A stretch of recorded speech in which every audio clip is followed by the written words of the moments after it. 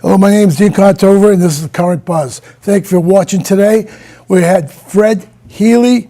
He's a funeral director from Morse Bayless Funeral Home in Lowell, Massachusetts. We're going to talk about funeral planning. So I'm going to ask questions of him, and maybe you need to get a pad and paper because there's going to be a lot of information about pre-planning funerals, buying plots. You may get cremated, but we're going to give you the lowdown on the hoedown, so to speak. Haven't heard that one in a long time, right? Okay, so funeral planning, that entails what specifically? I mean, well, first of all, Dean, thanks for having me on. It's going to be a lot of information that maybe I give. You can go to our website or any funeral home's website. Usually it's someplace in the opening page they have an informational icon place where you can find a lot of information.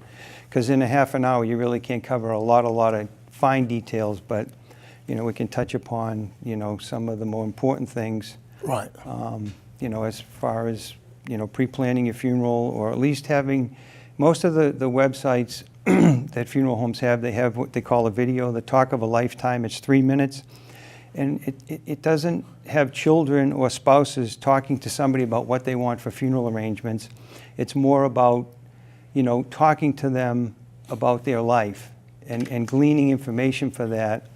I had a funeral just the other day where 2 of the children didn't realize that their mother at 2 years old almost died. But one daughter knew that because she had talked to her mother 3 or 4 months before she passed away. She was terminal. So it's important to honor someone's life. Everyone's important, whether it's a baby that's 2 months or 2 days old, or someone that's 96. Right. So you want to, planning a funeral, if people know what they want, isn't that difficult. But getting the important things that my father used to say, the little things about the person, right, that's kind of what's important. What if somebody's older, what should they do in regards to their children? What should they tell them? Should they tell them what they want now, right away? Well, yeah, and before, like I had talked to you before I do that, at some point when I'm sitting with people, especially older folks, prepaying and setting up a trust in that is relatively easy to do.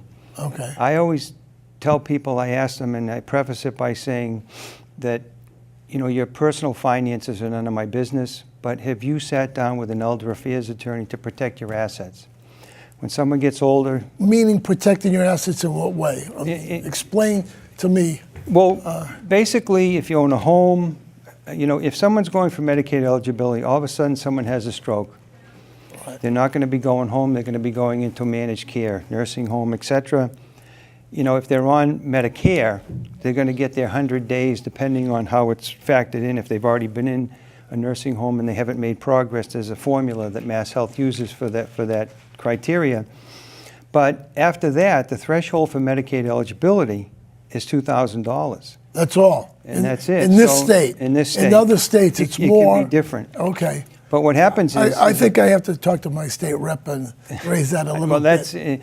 And there's also a difference. Some people can say, oh, well, I gifted things to my children. You can gift. Back then it was $10,000, now it's more. I said, that's the IRS.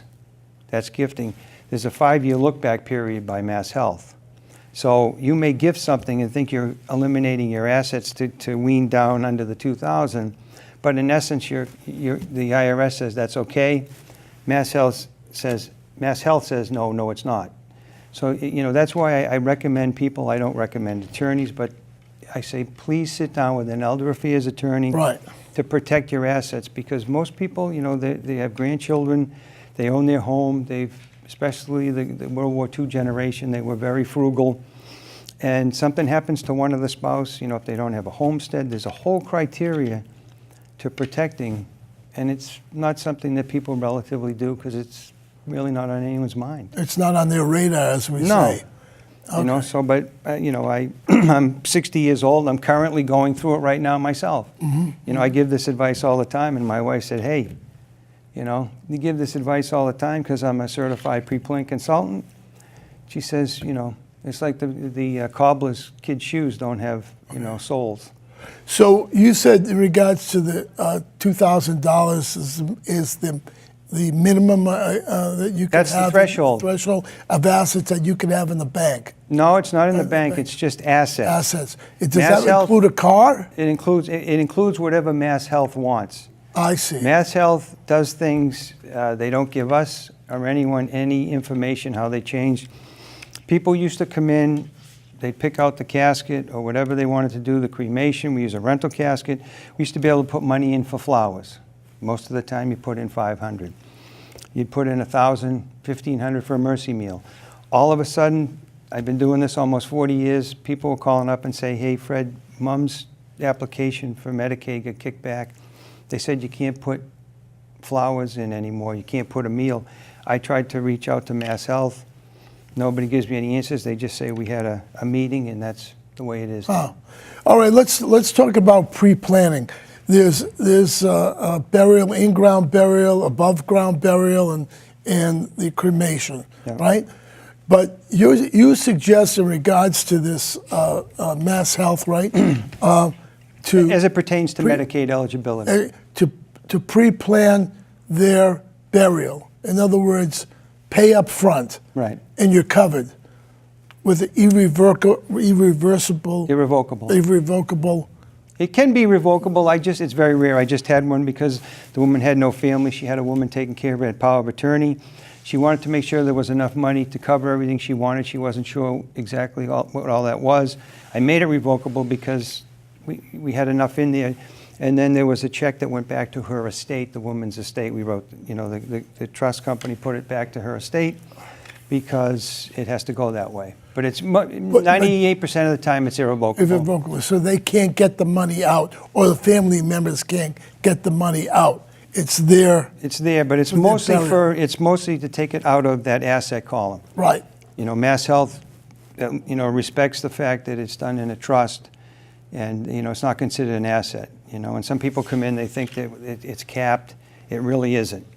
What MassHealth is trying to prevent. Before, you never had to use the goods and services. It was just the irrevocable trust contract, and it was signed. It had the amount, and it was irrevocable. That's all they wanted. Now they want what people select for goods and services and everything, because I guess they're trying to catch you on the cash advances, which is what people like to do. All the ones that we've done in the past are all grandfathered. I don't know who makes up the rules, but that's just the way they do it. Oh, okay. All right. So let's talk about in-ground burial, right? Once they make the contract up at the funeral home, whatever funeral home they go, right. That's put in escrow, right? Is that correct? Well, so let's say it's $10,000. Let's keep the math simple. Yeah, $10,000 up front. Where's that $10,000 go? Well, it depends on what they select. But when it comes to when you say burial in a cemetery, yeah. People should, if they want to plan ahead, they can go to the cemetery and prepay for the lot. Now, a lot can be 2 graves or 4 graves. A lot is a lot, but a grave is a grave, so there is a difference. Right. But in most of the private cemeteries, not only can you purchase your graves, you can pay to have the opening, because there's an opening charge. I see. And in Chelmsford, the people that live in Chelmsford are very lucky because over 90% of the municipalities will let you prepay and pre-buy a grave or a lot, but they won't let you prepay the opening. Chelmsford set that up. So you're actually lucky if you decide when you're 65 that you want 4 graves in Fairview or 2 graves in Pine Ridge. Not only can you pay for the graves, but you can pay to have the opening. You're 65, you live to be 90. That's locked in. That's 25 years worth of, in this case, cost of dying. It's a good idea. My family has lots and so forth. They bought them in the 70s and so forth. And when you look at the amount that they paid and what it is today. Oh yeah, it's a lot of money. It's like 4 times, what it was, So would you suggest somebody buy, if they plan to stay in this area, to buy a lot for their children and themselves? It depends. They can talk to their kids. Like my parents have, I think it's 10 graves in St. Catharines in Westford. Okay. My parents are there. unfortunately, I've buried 3 of my siblings. One's down the row, but so I don't know if I'll be there. Right. But at some point, somebody's going to use it. I tell people that it might be 50 years. So don't leave that problem with your children. Know where you're going to be. Right. Go up front. Call up Chelmsford Cemetery.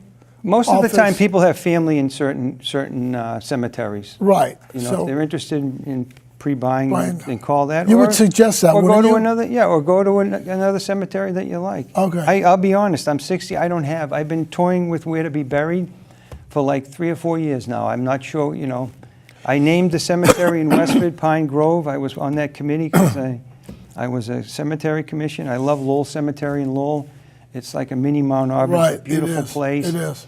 So eventually I got to do something. Yeah, I mean, a good example is one of my cousins thought I wanted to be buried in one of the veterans cemeteries, and that wasn't true. I wanted to be buried with my family. Yeah. And that was his presumption. Right. So you have to tell your children where you want to be buried and how you want to. Yeah, or do plan it ahead. A lot of times there's 3 or 4 categories. People come in because it's Medicaid. Yeah. All of a sudden they're on an instant spend down. Somebody's been, had a stroke or some sort of a malady that has put them in and out of managed care. Those all count towards the 100 days. And next thing you know, the MassHealth Medicaid application used to be 4 or 5 pages. Now it's like 20. All these questions, it's a very difficult time. So, it's much easier for people that are left behind or for family, if you do it ahead of time. There's also that people don't trust their kids or they know what they want. There's several. Does that factors. happen? Occasionally. Occasionally, okay. They most of the time they come in. It's So in either, other it's words- either Medicaid or they don't want to burden their family. Yeah, exactly. We talked about Veteran Cemetery just a few seconds ago. Yeah. Do you bury people at Veteran Cemetery? And what do you need? The DG 214? Yeah. Is that what you need? Yeah. Jefferson Barracks, I think it's in, Mississippi? That's the central scheduling now. It used to be each individual. Okay. So you need a DD 214, they have to be honorably discharged, and we take care of all that. People come in, they want to have that, but they schedule. Is that free, or if they go into a Veteran Cemetery, if you go, state or yeah, federal? That's a good point. Wingenton VA Cemetery is a state. Okay. The veteran gets the grave, the concrete liner that the casket goes into, the opening charges. It's all free. If their spouse wants to be buried there, I think it's like $250, which is not a lot of money. Yeah, it was. If you go to Bourne, that's a national cemetery. The veteran, same thing, free grave, opening and closing, and the concrete liner. You can bring a vault there. They would have to pay for the vault. With the vault company would, we'd arrange that. And then the spouse, there's no charge for the spouse. Oh, that's interesting. And then like Arlington National Cemetery, I have a prearrangement on a 3-star general, and even though he's a 3-star general, when he dies for the earth burial, he qualifies to be there. Yeah. It could be a couple months before the burial. Wow. Or if you're a veteran with certain criteria and you're cremated, you can be buried down there. I know I could be cremated down there. I looked that up. I know if you have a Silver Star or above, then you could be buried at Arlington. Yeah, they started a criteria back. It was actually right after JFK died. When he was buried there, Arlington National Cemetery didn't have a lot of burials. And then after JFK was there, it started to catch on. And then all of a sudden, they were really getting busy. Yeah. So then they're And now they don't have any spaces. well, now they're like, oh, now if you're a 20-year person, so there's certain criteria. Yeah, they yeah, did yeah. that to try to slow down the. Yeah. But they do cremation if you know. If you're interested in cremation. Yeah. So you would have to take the body down to Arlington, or would you Yeah. do the cremation? Oh, Well, they no, would the do it down cremation there. would be up here, Up and here. then you would schedule it. Like Oh. when you go to Bourne, it's scheduled every 15 minutes. I see. So a lot of times we don't go in procession from Lowell. We just say, okay, we have the service at 10. We just did it the other day.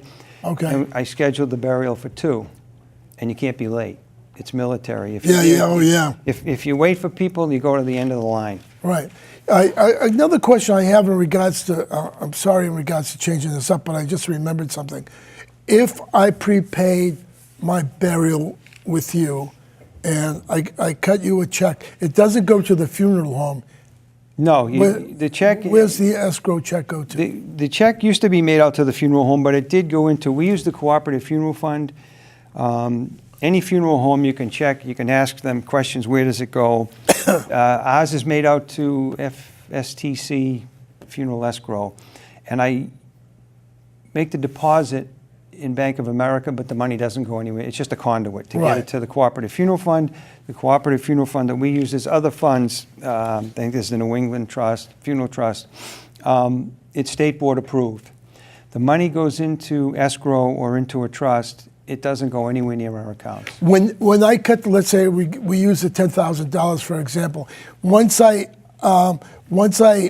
give you the $10,000 and I'm 50 years old and I pass away at 90, there's no add-ons. I'll have no idea because I'll be retired.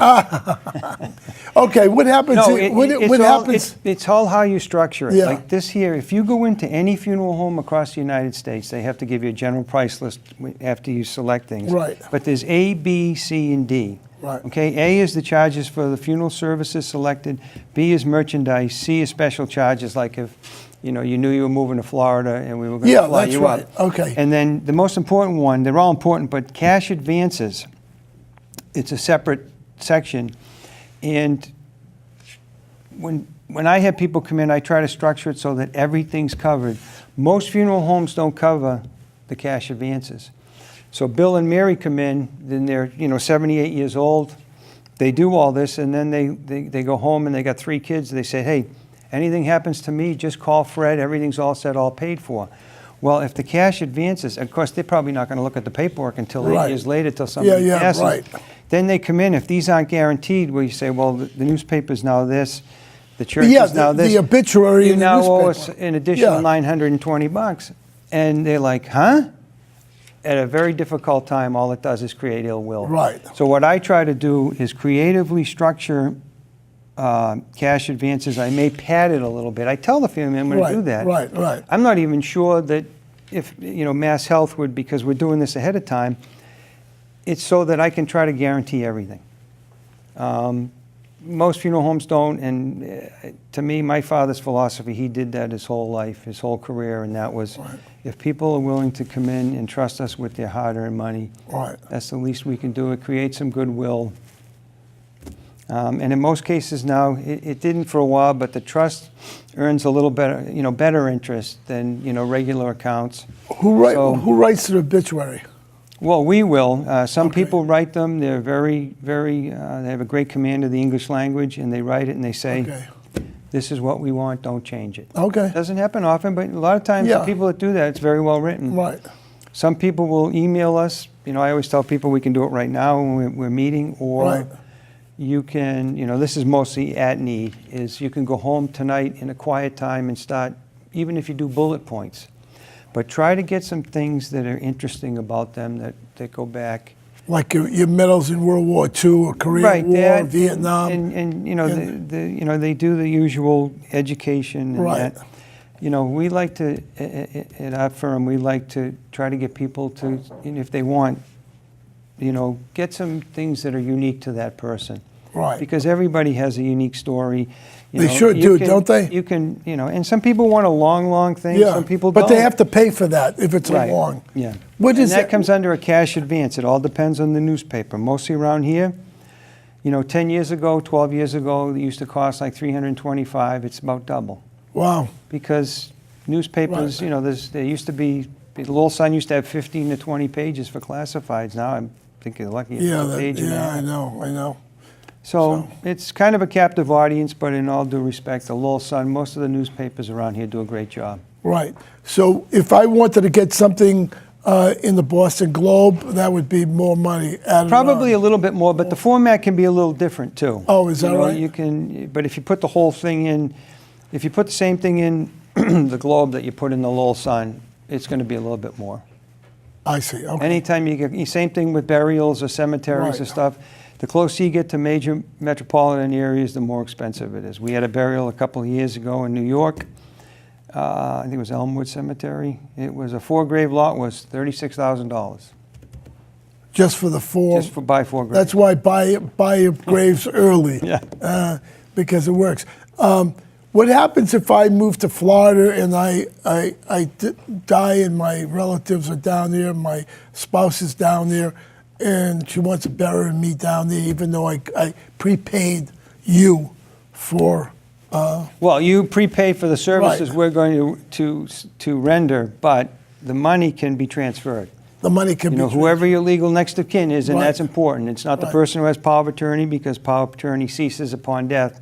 It's either the spouse, or if this is the second parent, it's the children, or, Right. depending on how things are done, there's a legal next of kin.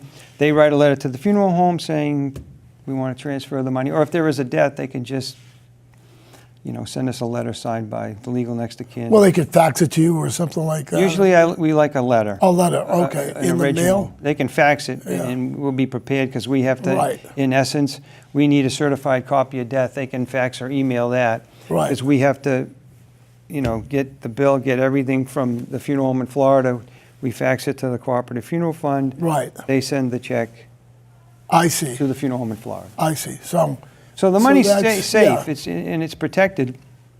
And like I said, it's not part of the funeral home's assets or accounts. It's there for your funeral. right. So pre-plan. That's what you're telling people. Well, Or it suggesting. makes good sense. Yeah. If you kind of know what you want, or some people come in and just give us information. And it's like, just, you don't have to, there's no obligation. You can come to my funeral home or someone else's and just Right. make an appointment and sit down and talk to them. Who knows? Yeah. They may be subliminally interviewing you for a show like this. But, and then you just Yeah. say, geez, I'm really comfortable with that guy. Yeah, exactly. I'm going to go to someplace else. 'Cause Yeah. A lot of people think it's the price of the funeral. The national survey, I think it's 4th or 5th.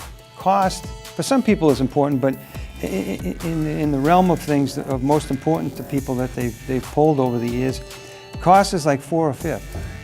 It's reputation. Use this funeral home before. There's certain criteria way before cost, but you can go on funeral home websites. There's a myriad of information.